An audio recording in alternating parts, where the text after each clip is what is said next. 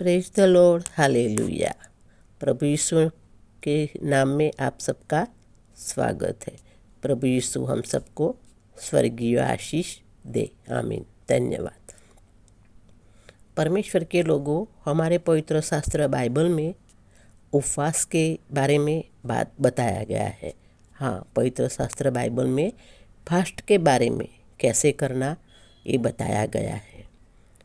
परमेश्वर के लोगों, ओल्ड टेस्टामेंट में यहोवा देव ने कई लोगों को कहा था कि वो फास्ट करे, उपवास करे, और सबने किया भी।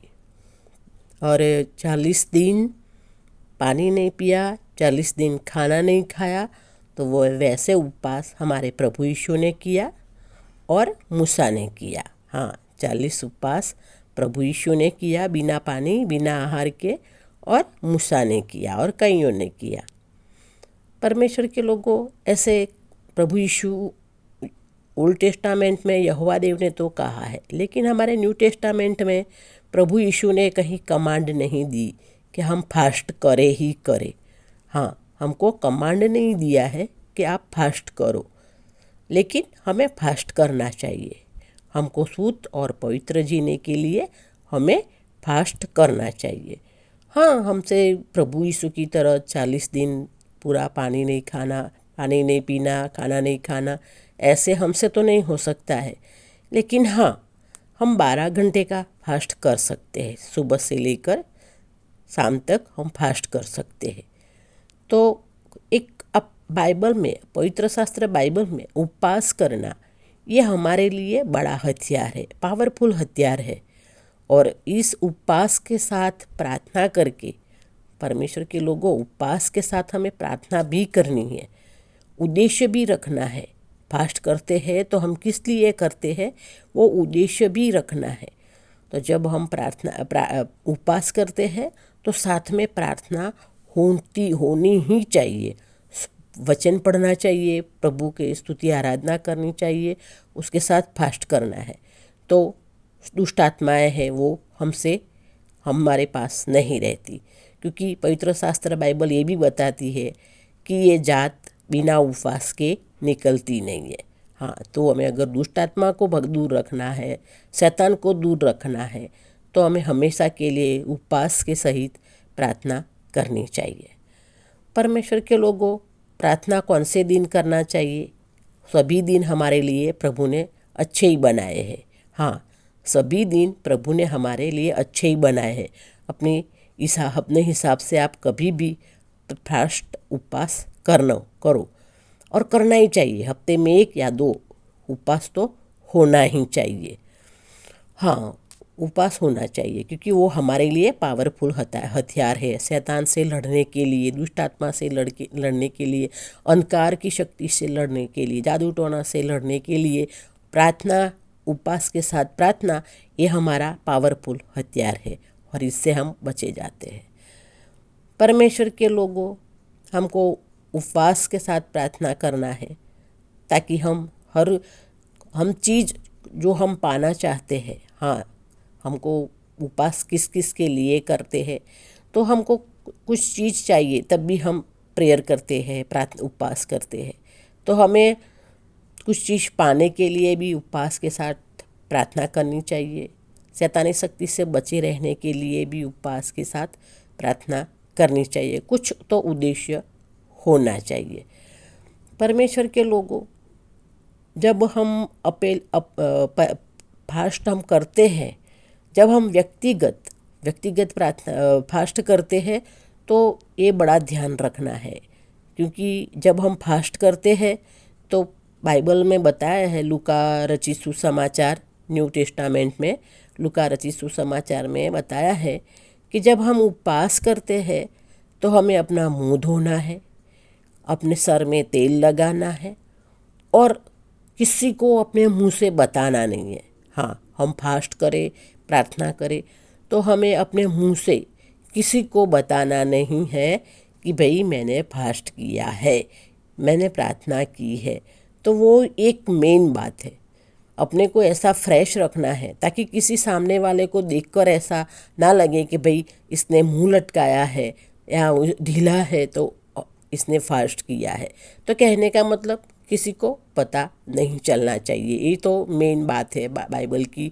पवित्र शास्त्र हमें बाइबल बताती है कि जब हम उपवास करते हैं, उपवास के साथ प्रार्थना करते हैं, तो कभी हम अपने मुंह से कबूले ना, किसी को अपने मुंह से बताए ना, और हम ढिंढोरा ना पीटे। तो ये एक उपवास करते हो तो आप ये बात पक्का याद रखिए। हाँ, ये हो गया हमारा व्यक्तिगत उपवास। परमेश्वर के लोगों, कभी कभी हमारे घर में भी कुछ ज़रूरत होती है, कुछ ऐसी परिस्थिति होती है, तो हमें पारिवारिक भी उपवास कर सकते हैं। हाँ, हम सब मिलकर पारिवारिक उपवास हम कर सकते हैं। तो उसमें भी सिर्फ हम परिवार के सदस्य ही जाने, हम सारे परिवार के लोग अपने मुंह से किसी को बाहर ना बताए कि भाई हम सब परिवार ने फास्ट किया है। तो वो, हाँ, अगर बता सके तो अपने पास्टर साहब को बताइए कि आइए हमने पारिवारिक उपवास किया है, हमारे लिए प्रार्थना करिए। तो वो बात अलग है। लेकिन अपने परिवार की फास्ट होता है तो भी हमें परिवार तक को सीमित रखना चाहिए, बाहर सबको बताना नहीं चाहिए। तो ये परिवार का है।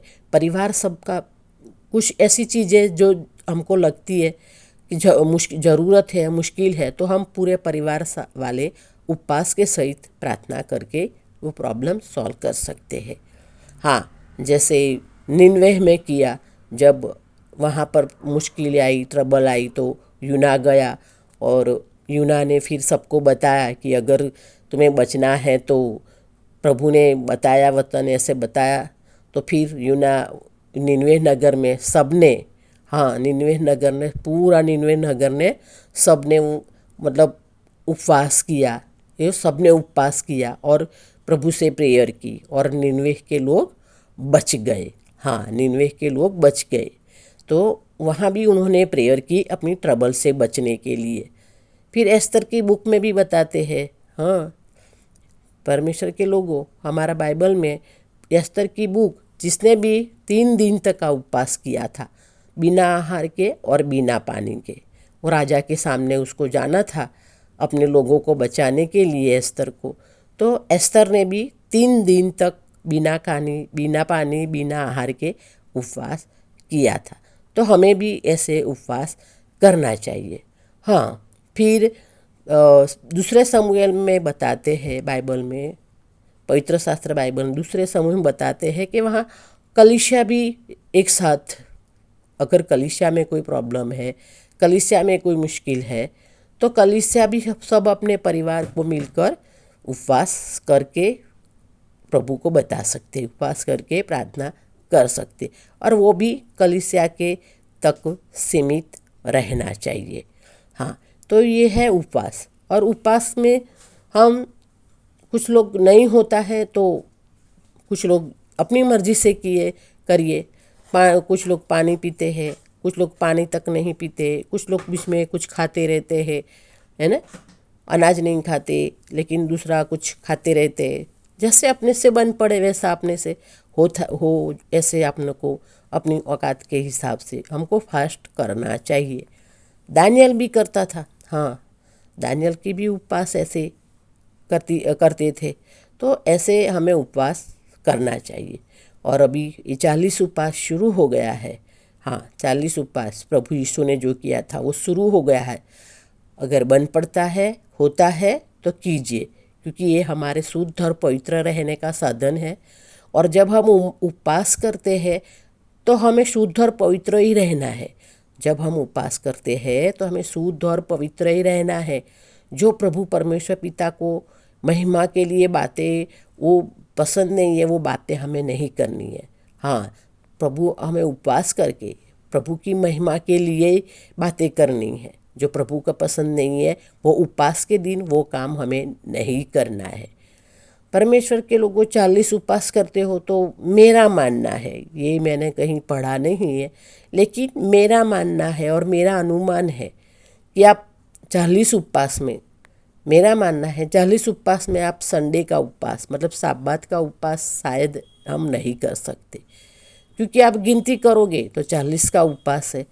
लेकिन अब जब 40 उपवास 14 फरवरी से शुरू हो रहा है और अप्रैल में आ रही है ईस्टर, तो उस दिन तक 47-48 दिन हो जाते हैं। तो मेरा मानना है कि संडे यानी साब्बात दिन को फास्ट नहीं करना चाहिए। बाकी मैं आपके ऊपर छोड़ती हूँ। हाँ, तो परमेश्वर के लोगों, एक मसीही होने के नाते हमें फास्ट तो हफ्ते में एक बार करना ही चाहिए। हाँ, फास्ट के साथ, उपवास के साथ प्रभु यीशु की स्तुति आराधना और वचन पढ़ना चाहिए और प्रभु की महिमा हो ऐसे काम करना चाहिए जो हमको प्रभु के करीब आने से प्रभु की महिमा रोके। ऐसे काम हमें नहीं करना है। हमको फास्ट के दिन शुद्ध और पवित्र ही रहना है। और ऐसे नहीं कि फास्ट किया तो बस किसी भी तरह काम टाइम वेस्ट पास कर दिया, टीवी देख के, मोबाइल देख के।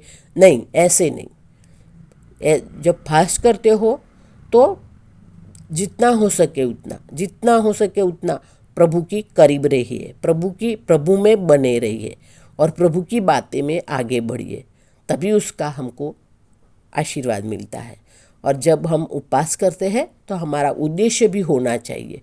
ऐसे नहीं कि बस उपवास कर लिया और वजन घट जाएगा चलेगा, नहीं। हमको जो चीज़ चाहिए या जिसके लिए हमें करना है वैसा हमारा उपवास के लिए हमारा उद्देश्य भी होना चाहिए। तो परमेश्वर के लोगों, मेरी नम्र विनती है, 40 दिन के फास्ट शुरू हो गए हैं। हो सके तो आप करिए और शुद्ध और पवित्र रहिए। हाँ, शुद्ध और पवित्र रहकर प्रभु का फास्ट कीजिए। प्रभु हम सबको स्वर्गीय आशीष देंगे। प्रभु यीशु के नाम से मांगते हैं। प्रभु ये समझने के लिए हमारी सहायता और मदद करे। उपवास करने के लिए, उपवास के साथ प्रभु की स्तुति आराधना भक्ति करने के लिए, प्रभु की महिमा में बने रहने के लिए और प्रभु के महिमा के लिए इस्तेमाल होने के लिए प्रभु हम सबकी सहाय और मदद करे। प्रभु यीशु के नाम से मांगते हैं, आमीन। धन्यवाद। परमेश्वर के लोगों, जैसे मैं बताती हूँ वैसे हमेशा के लिए वीडियो शेयर ज़रूर करना, प्रभु उसकी आशीष देंगे। सब्सक्राइब करना, लाइक करना और सबको बताना, जो आपको पता है वो सबको बताना। प्रभु हम सबको आशीष, स्वर्गीय आशीष हमें पर बनी रहेगी, हमारे परिवार पर और हमारे पूरे परिवार पर स्वर्गीय आशीष प्रभु की बनी रहेगी। धन्यवाद। प्रभु यीशु की दासी वासंती।